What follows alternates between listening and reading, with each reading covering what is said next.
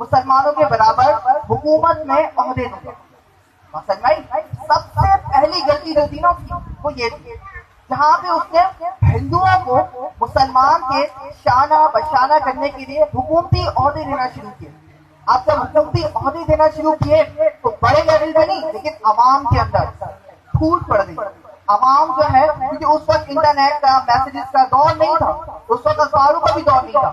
لوگ سنتے تھے, سنتے سناتے جو باتیں لے کے آتے تھے وہی باتیں ہوتی تھی. سمجھ میں آ رہی ہے؟ تو اس وقت جب یہ ہوا کہ اس نے جب عہدے دینا شروع کیے تو مسلمانوں کے اندر جو ہے وہ ایک تاثر پھیلا کہ اب ہمارا کیا ہوگا. ان کا جو کانفیڈنٹ تھا نا اب وہ اس بات کو ہوگا کہ اب ہندو آئے, اکاسی بات ہے جب ہندو آئے گا تو وہ مسلمانوں کو فیور کرے گا, ہندوؤں کو فیور کرے گا. آپ بتائیں, آپ سے سوال ہے میرا, کس کو فیور کرے گا؟ یقیناً ہندوؤں کو کرے گا.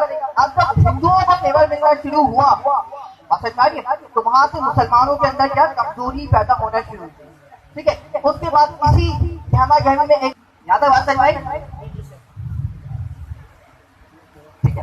اور اس کے بعد کیونکہ انگریزوں کے ذہن میں ایک بات تھی کہ مسلمانوں نے میرے ساتھ کیا کی ہے, بغاوت کی, اس لیے وہ ہندوؤں پر مہربان ہونا شروع ہوا. ہندوؤں کو اعلیٰ مراد ملنا شروع ہوئی, نوکریاں اور مسلمانوں کو ڈی گریڈ کرنا شروع کیا. یہاں تک کہ مسلمانوں کے اوپر تعلیم کے دروازے بھی بند کر دیے.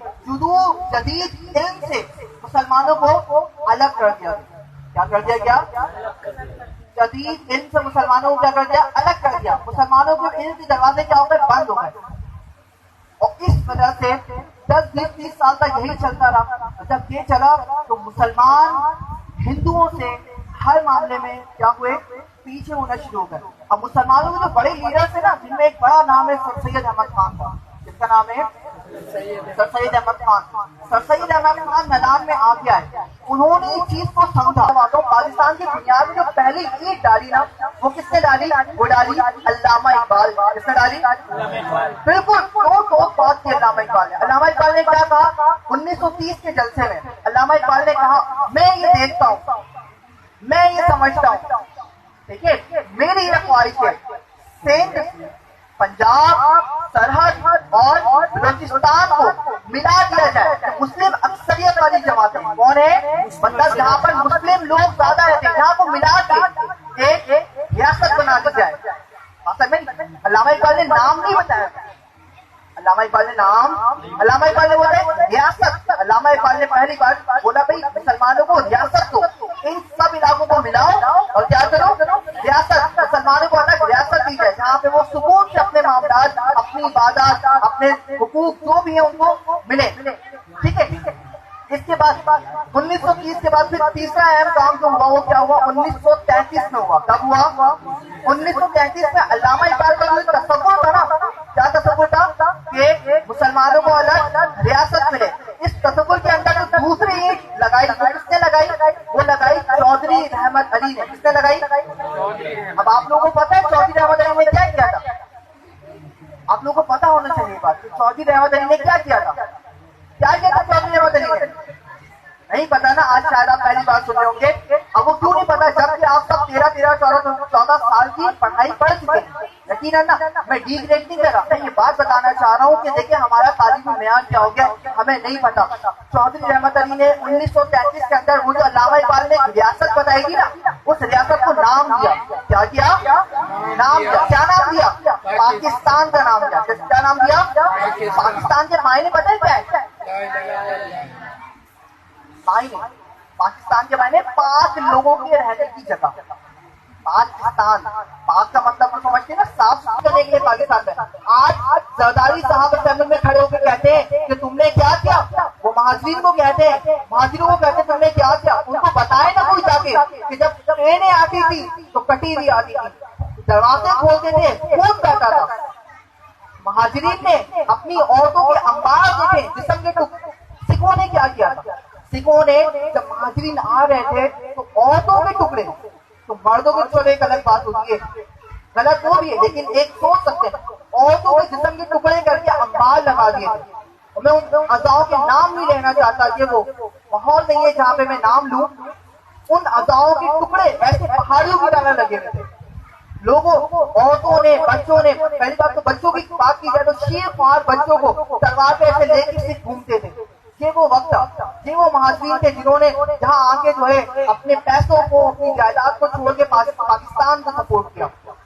تقریباً 1 کروڑ لوگوں نے اس وقت جو ہے کیا کی تھی، یہاں پر ہجرت کی، اور تقریباً کم و بیش 65 لاکھ لوگ جو ہے اس وقت مارے گئے. 65 لاکھ، جس سے 50,000 سے زیادہ جو ہے شیر خوار بچے تھے. شیر خوار بچے تو بچے نا جو ماں کا دودھ پیتے ہیں. 50,000 ایسے بچے تھے جن کی گردنیں کاٹ دی گئی تھی، جن کو بیچ میں سے چاک کر دیا گیا تھا. اور لڑکیوں نے، ماؤں نے، بہنوں نے کنویں میں کود کے اپنی عزت کو بچانے کے لیے، اپنی عزتوں کو بچانے کے لیے کنویں میں کود کے، پہاڑوں سے کود کے اپنی جانیں کہ ہمیں اپنی عزت کے نزدیک جو ہے اپنی جان دینا عزیز ہے. خودکشیاں کی لوگوں نے. اس کے بعد پاکستان آزاد ہوا. آج ہم کیا کرتے ہیں پاکستان کے نام پہ، ہاں بھائی پاکستان تو مل گیا، اب کیا کریں. اب کہتے ہیں کہ اب میں اکثر لوگوں کو سنتا ہوں جن کے پاس تعلیم کی کمی ہے، جو تاریخ کو نہیں جانتے کہ پاکستان ہے تو کیا ہوا، خدا ہوا جو پاکستان بنا، ہندوستان ہی اچھا تھا. ان کو بتائے نہ جاتے کہ تم رہتے چاہتے کہ کسی ہندوؤں کے گٹر صاف، کسی ہندوؤں کا واش روم صاف کر دو، پھر تمہیں پتا چلتا کہ پاکستان کی اہمیت کیا ہے. کہ جب بچہ پیدا ہوتا اور کان میں اذان نہیں دی جاتی، اس وقت کو سوچو اور پھر بتاؤ کہ پاکستان کی اہمیت کیا ہے، پاکستان کا وقار کیا ہے. تم پاکستان کے نام پہ تمہیں ملا کیا ہے؟ آزادی. آزادی کیا ہے یہ ہمیں آپ کو نہیں پتا. فلسطین کے لوگوں سے پوچھے جا کے، برما کے لوگوں سے پوچھے جا کے، کشمیریوں سے پوچھے جا کے آزادی کیا ہے. آزادی کی نعمت وہ ہوتی ہے. ہم لوگ کیا ہوتا ہے، کچھ بہت ہوتا ہے، جنازہ لے کے جاتے دفنا کے آ جاتے ہیں. لیکن آج بھی کشمیر میں، فلسطین میں، برما میں کیا ہوتا ہے، جب ایک جنازہ ہوتا ہے تو اس جنازے کو قبرستان تک لے کے جانے کے لیے 10 جنازے اور اٹھ جاتے ہیں. تو یہ ہے آزادی کی نعمت. اور ہم کیا کرتے ہیں، 23 اگست کے نام پہ ایک اسٹیٹس لگا دیا، ایک ٹک ٹاک بنا دی. اور ایک ٹک ٹاک یہ تو ایک الگ موضوع، اس کے اوپر بہت بڑی بحث کرتا ہوں میں، پھر کبھی موقع ملے تو کروں گا. خیر ابھی یہ موقع نہیں ہے، لیکن ایک ٹک ٹاک بنا کے ایک اسٹیٹس لگا دیا بس. نہ چاہتے ہوئے ایک بات کروں گا، ہمارے اسکولوں میں کیا کیا جاتا ہے، 2 گھنٹے کے لیے بچوں کو بلایا جاتا ہے، ناچ گانے، ٹھیک ہے، سنگنگ کمپٹیشن کر دیا، یہ وہ 10 طرح کی. ہسٹری کوئی نہیں بتاتا. یا تاریخ بتاؤ نا، بچوں کو تاریخ بتاؤ، کیا تاریخ ہے کیا، پھر پتا چلے نا. بچوں کو لے کے گئے، کہیں جا کے احتجاج کروا دیا، کہیں جا کے ریلی نکلوا دی. تم پہلے تاریخ بتاؤ بچوں کو بتاؤ، ان کو سمجھاؤ کہ تاریخ کیا ہے. تمہارے بزرگوں نے قربانیاں کر دی. آج اگر ہمارے ہاتھ میں ایک چھالا پڑ جاتا ہے تو ہمیں کتنی تکلیف ہوتی ہے. آپ سب جانتے ہیں اس بات کو، تکلیف ہوتی نہیں ہوتی.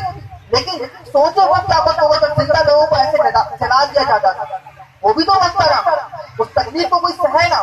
آج ہمارے ہاتھ میں ذرا سی کیا ہوتی ہے کہ پلیٹ سے اگر ذرا سا ایسے کر کے چاک ہو جائے ہمارے ہاتھ، ہمیں کیا حالت ہوتی ہے ہماری. 4 دن تک گھر کا کام نہیں کرتے. ان لوگوں کو سوچے نا جنہوں کو زندہ ذبح کر دیا جاتا ہے.